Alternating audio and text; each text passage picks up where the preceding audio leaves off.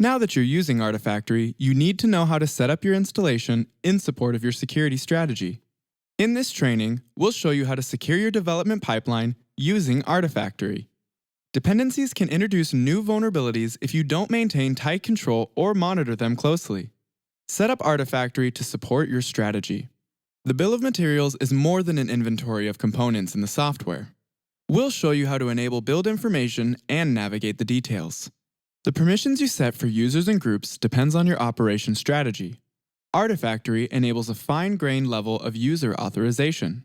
Your binaries are safe in Artifactory, but they're vulnerable in transit and at rest on the server side. Find out how to encrypt your binaries and sign them for customer use. Package isolation and control gates help maintain the integrity of your code at the time of release.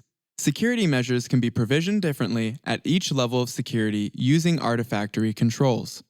When you use other security systems, you'll need to know how to integrate them with Artifactory and Delegate authentication.